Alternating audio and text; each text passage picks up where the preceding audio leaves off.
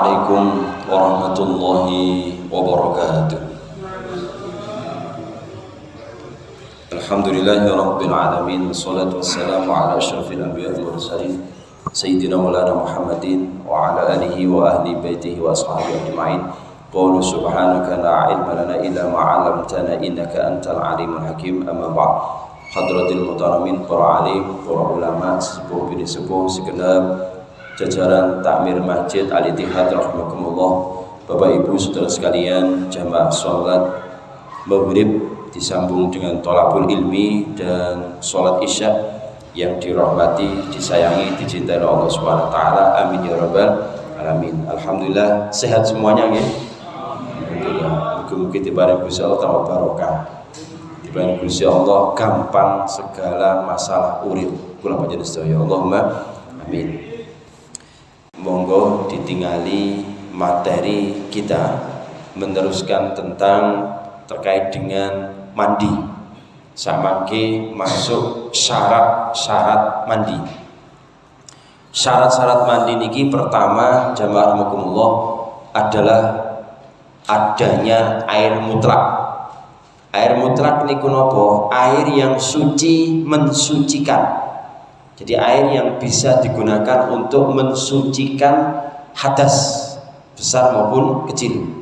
Ini sumbernya ada dari langit dan dari bumi. Kalau dari langit berupa air hujan, mungkin salju atau hujan es. Jadi boleh digunakan untuk mensucikan hadas besar maupun kecil. Kalau yang dari bumi, niku air laut, mata air atau air sungai, itu yang kemudian bisa digunakan untuk mensucikan. Jadi air suci dan mensucikan. Ada lagi air yang tidak bisa digunakan untuk mensucikan, 4 lagi, namanya air mustakmal. Air mustakmal ini air yang sudah terpakai.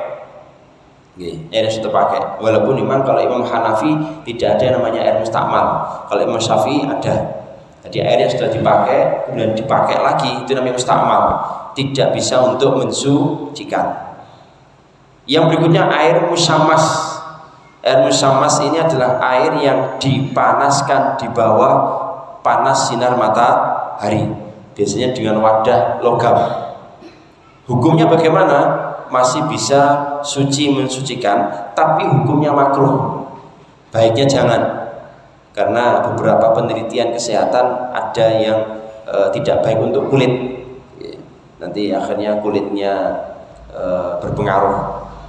Ada air mudhof, air dari buah dan sejenisnya, seperti perasan jeruk, air susu, air teh, kopi. Itu suci tapi tidak bisa mensucikan. Jenengan jangan coba-coba wudu kali air susu, pliket kabeh dan tidak bisa mensucikan. Ya memang walaupun ada perawatan pakai air susu silahkan, kan ada nih air nopo nih, nek kopi kayaknya tidak ada, nek kopi mesti diminum. Nah itu kalau pakai air itu suci memang tapi tidak bisa mensucikan. Kemudian air mutanajis. Jadi air yang memang terkena najis tidak bisa digunakan bersuci dan biasanya sifatnya sudah berubah, bau, warna dan rasa, maka itu sudah tidak bisa digunakan untuk mensucikan. Oke. Jadi yang bisa adalah hanya air mutlak, air suci yang mensucikan baik dari bumi atau dari langit. Yang kedua, tidak ada sesuatu yang menghalangi antara kulit dan air yang sampai padanya. Tidak ada yang menghalangi. Mungkin jenengan ada cat nempel di tubuh, maka itu harus dihilangkan dulu. Sama mungkin itu enten biasanya enten gini lampu merah hijau kuning, itu enten manusia cat silver. Itu termasuk menyiksa diri. Iku aduse piye? Memang walaupun biasanya pengalaman mereka niku diparingi minyak riyen. Kemudian baru diparingi cat milenium. Nah, sehingga kalaupun waktunya mandi itu langsung cepat mengelupas. Tapi tetap yang menyiksa diri lah. nggih saaken. Itu memang harus ada bagiannya pemerintah supaya tidak ada seperti itu lagi. Walaupun memang kalau di protokol area Surabaya itu tidak ada. Kalau di daerah Bungur menuju ke Sidoarjo itu ada. Daerah Pandaan, Pasuruan, Malang itu masih ada manusia dijet. Nggih, saaken. Walaupun ngapunten nggih, kadang ada orang yang minta-minta itu ternyata penghasilannya satu hari 300.000. Niku nek dikali 30 9 juta. Luar biasa. Pegawai negeri kalah. Itu pernah kejadian gitu kalau salah itu. Jadi ada orang macaknya nyamar dalam bentuk yang miskin. Kemudian kalau salah dari Aceh atau dari mana. Itu kemudian setelah diselidiki oleh wartawan diketahui dia ternyata setelah itu naik mobil lumayan, Mercedes. Jadi tumpahannya lumayan. Itu akhirnya kemudian di Surabaya alhamdulillah sudah diamankan oleh Satpol PP, dimasukkan ke Dinsos untuk direhabilitasi, di situ dipermak dan macam-macam. Itu bagus sekali. Ini memang kita acungi jempol. Tapi di beberapa perbatasan menuju di area-area yang seperti Surabaya menuju Sidoarjo itu kadang masih ada. Di Bungur itu masih seringkali saya jumpai. Nah itu kalau memang itu menghalangi air, maka ya harus dihilangkan dulu. Yang ketiga, tidak ada sesuatu yang merubah keadaan air, seperti kotoran di pinggir kuku, mungkin ada minyak ya, za'faron yang memang menghalangi air, minyak cendana atau daun bidara. Itu kalau menghalangi air untuk masuk ke tubuh, ya harus dihilangkan dulu.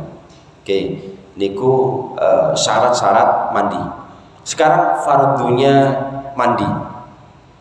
Satu, niat menjalankan kewajiban mandi atau menghilangkan jinabat, yaitu hadas besar. Harus ada niat, sebab niat ini punya pengaruh diterima atau tidaknya amal ibadah kita. Sholat saja kalau salah niat ya tidak nyambung. Niat sholat maghrib ternyata niatnya adalah sholat asar, maka tidak sah. Usolli fardhul maghribi. Bagaimana Ustaz kalau imamnya salah lafaz tapi artinya betul? Ya tidak masalah. Yang penting itu artinya. Mungkin seumpama niat sholat maghrib ternyata munculnya lisannya usolli fardhul isya'i arba'a raka'atin. Jamaahnya mesti bingung, mesti meragukan. Iki sholatnya ya apa iki? Negori imam piye? Wis Allahu Akbar. Tapi imam niatnya maghrib. Nah itu sah. Tapi lafalnya ini kan mempengaruhi jamaah. Maka hati-hati kalau dari jamaah, dari imamnya hati-hati. Karena kalau pakai ini kan semuanya kedengaran makmum. Sholli fardhul maghribi atau doa-doa yang lainnya kan kedengaran. Nah, yang terpenting memang hatinya niatnya apa. Dan talaffudz niat, melafalkan niat itu menurut Imam Syafi'i sunnah. Sebab apa? Mengantarkan lafaz menuju ke gerakan itu atau ke hatinya itu. Tapi kalau Imam Hanafi tidak perlu dilafalkan. Soalnya Gus Allah ngerti. Nek jenenge sholat maghrib 3 rakaat, nek isya 4 rakaat, nek jamaah sitoi makmum sitoi imam. Maka Imam Hanafi tidak perlu. Nah di sini niat ini penting. Bagaimana niatnya? Kalau jenengan bisa pakai bahasa Arab ya monggo. Nawaitu guslal jinabati li raf'il hadasil akbari fardhu lillahi ta'ala atau lillahi ta'ala boleh. Saya niat mandi besar untuk menghilangkan hadas besar karena Allah Ta'ala. Atau jangan di dalam hati ketik ya Allah kula niat adus gede bisa. Tidak masalah, tidak harus pakai bahasa Arab, tidak harus dibahasakan semuanya. Karena Gusti Allah kembali lagi wis maha tahu. Buat niat ini penting, harus disampaikan atau dilafalkan baik di lisan ataupun hati. Kalau Imam Syafi'i harus kedua-duanya. Kalau Imam Hanafi cukup dalam hati, dilintaskan mawon. Yang kedua, meratakan air ke seluruh tubuh sehingga termasuk panjenengan barangkali ada yang belum sunat, mungkin belum sunat kan ada kulupe, tutupe helm. Itu juga harus ya dibuka, ya diseko itu harus. Kalau memang ada tutupnya helmnya nih. Tapi nih saat ini alhamdulillah rata-rata umat Islam ya sudah mandi sunat ya. Sehingga aman. Dan rata-rata sunat itu membuat enak ketika berhubungan suami istri. Nek duwe bojo, nek gak duwe bojo ya nang delek bojo. Itu baik bagi yang pria ataupun yang wanita. Itu adalah sangat menyenangkan. Maka banyak sekarang umat selain Islam itu yang sunat. Jadi mereka sudah mengetahui nikmatnya, jadi sampai seleranya, fadilahnya, hikmahnya ketika sunat. Ya untuk membersihkan alat kelamin dan juga mengamankan dari berbagai macam penyakit, termasuk hubungan suami istri. Dan panjenengan memang menurut ahli kesehatan, ini sedikit melenceng sedikit, menurut ahli kesehatan itu harus sering-sering kumpul suami istri supaya awake sehat. Omane kiai untuk memberikan inspirasi itu harus sering kumpul suami istri sehingga muncul inspirasi. Tapi nek bojone sakit ya aja sih sana. Itu yang kedua. Ada yang menambahi yang ketiga, membersihkan najis jika memang ada najis. Itu sebagian ulama, tapi umumnya dua.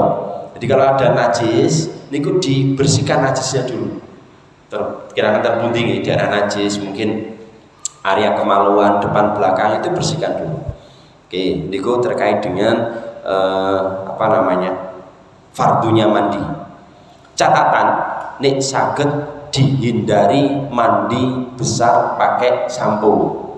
Jadi pakai air dulu, pakai air. Adapun nanti seterusnya pakai sampo, monggo. Sebab ada ulama yang memperselisihkan. Kalau langsung mandi, belum mandi jinabat, belum mandi niat mandi jinabat, tapi sudah diselingi dengan sampo, ini ada yang memperselisihkan. Khawatirnya air tidak bisa tembus ke rambut karena sudah ada wangian tadi itu. Itu beberapa ulama yang mempermasalahkan. Makanya paling bagus itu mandinya awal jangan pakai sampo dulu. Oke. Catatan, memang tidak wajib meratakan air ke seluruh tubuh dengan yakin, tetapi cukup menurut perkiraan sudah rata. Jadi jenengan meratakan itu kira-kira wis rata. Tentunya airnya kan sudah dimasukkan semuanya. Tidak ada anggota tubuh yang ketinggalan tidak terbasuh, harus terbasuh semuanya. Jadi jenengan kira-kira wis yakin maka aman. Ini jenengan harus diratani kuwabe dan seterusnya, ini nanti bingung dewi. Jadi pokoknya jenengan yakin sudah terratakan, hati meratani semuanya, maka sudah aman. Sehingga perlu meneliti dan memperhatikan perkara yang disunahkan dalam mandi. Satu, membaca bismillah. Ini kalau jenengan mandi jangan lari maca bismillah. Ustaz, kalau di dalam toilet bagaimana? Yang kemarin saya sampaikan, kalau terkait dengan bacaan Arab di dalam hati. Tapi sebelumnya jenengan mesti muriin, Allahumma inni a'udzubika minal khubuthi wal khaba'ith. Ternyata doa ini penting supaya jenengan ketika sudah tidak pakai baju di toilet itu tidak dilihat oleh setan. Jadi jenengan blusak di kamar mandi itu kalau jenengan tidak berdoa, setannya ikut di dalam. Tapi kalau jenengan sudah doa, itu setannya melok nyingkir, jenengan sendiri yang di situ. Ustaz, tapi enten setan sing ketok nopo niku sisi TV. Kadang enten sing model setan sing ketok iki rada sing modern. Jadi dipasang CCTV dengan bentuk macam-macam. Kadang enten sebentuk sikat, enten sebentuk nopo. Makanya jenengan kalau tenggene toilet umum itu tolak-tolak ono ga CCTV. Mudah didelok. Khususnya pada ibu-ibu. Itu hati-hati. Kadang di tempat ruang ganti ada CCTV-nya. Jadi kan itu toilet minimal, jadi kalau bawa istri mau ganti itu jadi kan masuk dulu diawasi. Oh enggak. Ya jadi kan awasi diri karena memang ada CCTV itu transparan atau tidak begitu kelihatan. Modelnya kayak benih kayak macam-macam. Ya jadi raba-raba diri. Nih jenengan ikhtiar ngaten kok isi ono ya bejone sing. Pun percaya bismillah. Tapi insya Allah kalau jenengan baca bismillah sudah diamankan oleh Allah Subhanahu wa taala. Yang kedua, menghilangkan kotoran tubuh. Kalau ada kotoran-kotoran dibersihkan dulu.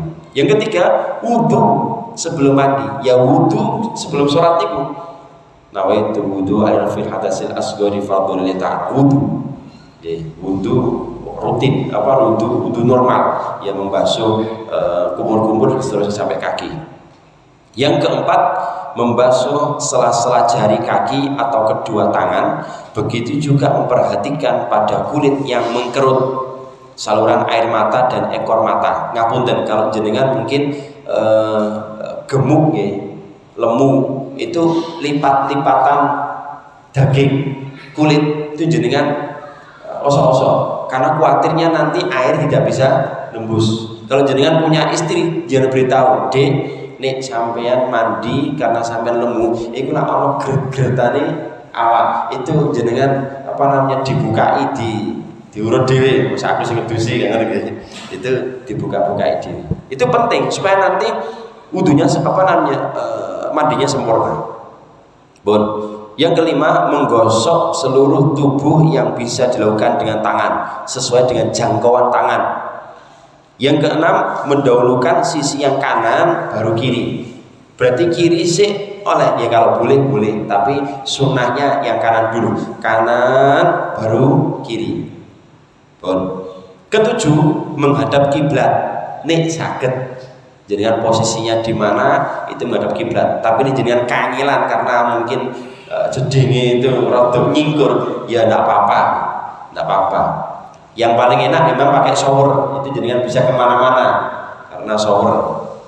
Ya rata-rata memang sekarang itu banyak kamar mandi pakai shower karena lebih aman dan lebih efisien untuk membersihkan. Kalau ada bak mandinya itu kadang kesuwen untuk mandikan. Yang berikutnya 8, tidak meminta tolong kepada orang lain dalam menuangkan air. Jangan. Ya. Bagaimana kalau suami istri mandi bareng? Ya monggo. Barangkali untuk menyenangkan suami istri mandi bareng ya monggo. Tidak masalah. Bojone yang tidak boleh ke bojone wong. Iya, tangga tidak boleh. Tangga bojone dia enggak apa-apa. Yang ke-9, membaca 2 kalimat syahadat sesudahnya. Ya doa setelah wudu kan juga bisa, asyhadu an la ilaha illallah dan seterusnya. Yang ke-10, meniga-kalikan basuhan. Ya, sakit 3 kali. Jika lebih ya tidak apa-apa. Yang ke-11, berturut-turut. Berarti nek di awur ngaten sakit boleh, tapi paling bagus berturut-turut. Nggih. Niki beberapa sunnah dalam mandi.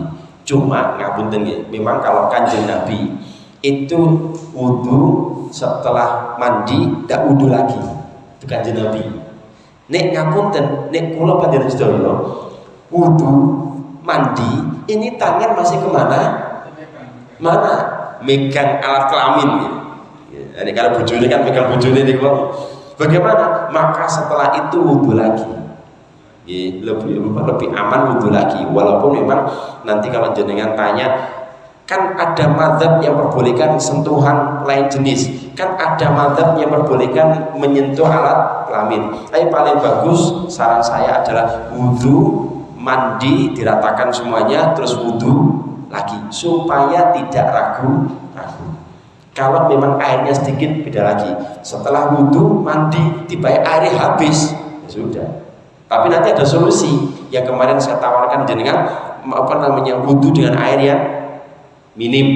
Kasih ingat ya, ini jenengan tidak lupa ya, jenengan lihat lagi YouTube tentang wudu. Enten nama pulau pun itu. Bagaimana Ustaz kalau mandi terus diangsur? Soalnya manten anyar, sungkan karo moro tuwuh. Bagaimana? Boleh. Jenengan malam-malam nih kira-kira sungkan karo mertua nek bosok muni keramas. Jadi keramase bengi. Keramase bagian apa? Rambutnya, terus besoknya baru kemudian wajahnya sampai seterusnya. Cek gak ngantarani mertua nek begini mari sepak boleh. Boleh. Ini Persebaya dengan Arema 3-2. Ya. Tapi sangat disayangkan nih, kenapa harus kejadian kurang lebih berapa sekarang? 100 boten 140 ya? 140 ya Allah, mengerikan. Gara-gara belani sepak bola akhirnya sampai mati 100-an itu. Walaupun nanti ada macam-macam nih. Sampai sekarang itu kalau salah polseknya dicopot juga karena dievaluasi bersama-sama. Tapi kembali lagi, jangan hanya belani bal-balan kemudian sampai terjadi kematian. Yang harus dibelani, yang harus dibelani adalah Gusti Allah. Yang kedua Kanjeng Nabi, itu belanono. Terus agama Islam itu jelas bener nih. Kalaupun mati syahid. Apalagi sekarang ini bulan-bulan Maulid Nabi, perbanyak baca sholawat. Insya Allah moga-moga nanti di hari yaumil qiyamah kita termasuk yang digolongkan oleh baginda Rasulullah SAW dan mendapatkan syafaat baginda Rasulullah SAW. Pun mau sholawat ini mumpung iling, sholawat Jibril namanya. Insya Allah jenengan sudah paham dan sudah ngerti semuanya. Sudah baca tapi tiba itu jenenge sholawat Jibril. Sallallahu ala Muhammad. Moga sareng-sareng. Sallallahu alaihi wasallam. Sallallahu ala Muhammad. Sallallahu alaihi wasallam. Mari. Sallallahu ala Muhammad. Sallallahu alaihi wasallam. Sallallahu ala Muhammad. Sallallahu alaihi wasallam. Ben ganjil mari.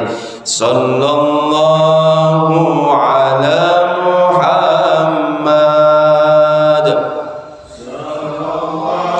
Sallallahu alaihi wasallam.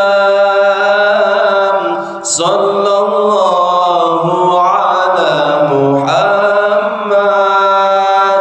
Sallallahu alaihi wasallam. Allahumma shalli ala sayyidina Muhammad. Yang terakhir, perkara yang dimakruhkan di dalam mandi. Pertama, berlebih-lebihan dalam menggunakan air. Standar seperlunya, ojo kakean banyu. Diapa-apakno berlebihan itu boten sae. Walau makruh. Yang kedua, tidak berwudu sebelumnya dan tidak berkumur atau menghirup air dengan hidung. Jadi jenengan yang paling sakit jenengan wudu dulu, nek saged nggih sunah wudu diperhatikan. Pun ini terkait dengan